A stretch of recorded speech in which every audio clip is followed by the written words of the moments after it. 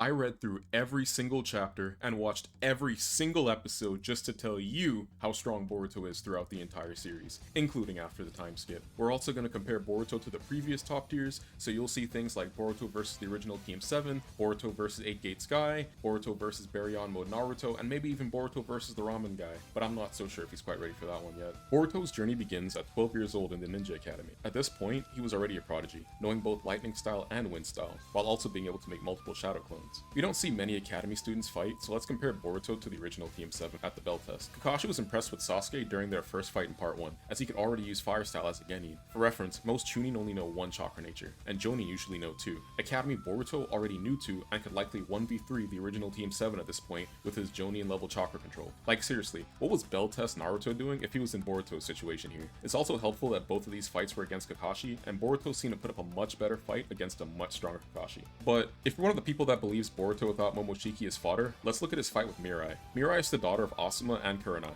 But why is Mirai relevant? Because Kakashi himself recognized her talent, and it was also stated that she's the most talented that we've seen of the Sarutobi clan all the way since the 3rd Hokage. That should already make her at least relative to Asuma at the time of his death, who was fighting an Akatsuki member, and also current Konohamaru, which is obviously above Kid Konohamaru, who took out one of the paths of pain. With this information, Mirai should at least be approaching Akatsuki level, but still lost to Boruto and Sarada. Now, to Mirai's credit, it was a combined effort, but could you picture Kid Naruto or Kid Sasuke being Akatsuki level? Because I can't. Maybe they could take out a path of pain like Konohamaru did, but they definitely aren't swapping hands with Asuma or Hidan, for example. This also puts Boruto and Sarada relative to their own sensei, fresh out of the academy. Let that sink in. And if Jonin level Boruto still doesn't convince you, in the Momoshiki arc, Boruto meets Sasuke, who agrees to train Boruto if he can learn the Rasengan just like his father. Not only was Boruto able to learn the Rasengan in less time than Naruto, but he was also able to perfect the jutsu by adding lightning style to it. This created the Vanishing Rasengan, a Rasengan that can be thrown and also turns invisible. For reference, the Rasengan was originally created by Minato, who failed to add his chakra style to the jutsu. It was later picked up again by Jiraiya and Kakashi, who also failed to add their chakra style, then later picked up again by Naruto, who was finally able to complete the jutsu by adding wind style, creating the Rasen Shuriken. But while Boruto's dad may have needed thousands of shadow clones to speed up his learning process, and none of these other prodigies could even manage to, Boruto was able to do it accidentally. Later, Boruto uses the new jutsu, along with the Boruto stream and shadow clones, to damage Momoshiki Otsutsuki, a Kaguya level threat. Boruto at 12 years old was putting out 10 tails levels of damage, and that was before Momoshiki was inside of him. Pause. Either way though, at this point, I still think that Boruto would lose to most previous top tiers. No way is Boruto beating Madara, or dare I say it, the ramen guy. He just doesn't have the speed, but he would absolutely curb stomp Naruto until he at least learned Sage Mode. If you still aren't convinced of Boruto's power, he later fights Ao. Yes, the same Ao that exposed Danzo for using Kodo Matsukami at the 5 Kage Summit, then later got blown up by the 10 Tails in the Ninja War. The thing is though, Ao survived.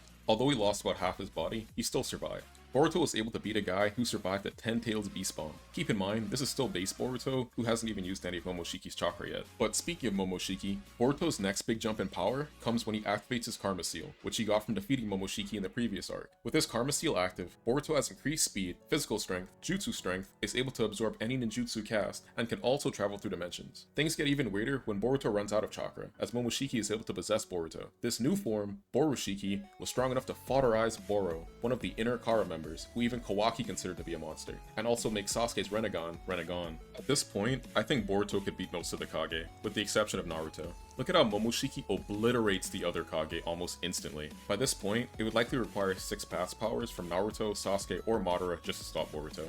The only non-6 paths character with a chance of winning is 8 Gate Sky. Later, Boruto gets killed by Kawaki, and in an effort to preserve his own life, Momoshiki revived Boruto. This had a side effect though. Momoshiki could no longer possess Boruto against his will. Also, Boruto then advanced his karma further, allowing him to access the memories and battle experience of Momoshiki, who is thousands of years old. Around this time, Shikamaru concludes that there's no one left in the Leaf Village stronger than Kawaki, including Naruto, and Boruto at this point was still relative to Kawaki. Now, I don't even think the previously mentioned 6 paths characters could beat Boruto, and with 8 Gate Sky, even if he did manage to kill Boruto, can't Momoshiki just revive him after Guy dies? Not that I think that Guy could beat him, but if they did fight and Guy somehow did manage to pull out the win, that is what would happen. Around this time, Code also gets his limiters removed, and was now stated to be stronger than Jigen, who was able to beat both Naruto and Sasuke at the same time. So now we finally have a target, Code and Kawaki. If Boruto is able to defeat either of them, that confirms he is now stronger than Naruto, making him officially a top tier character. I wonder what will happen now. Holy sh**. Hagoromo. The Boruto time skip just happened. Boruto trains with Sasuke for 4 years, then returns and one-shots Code without even using Karma? Well damn.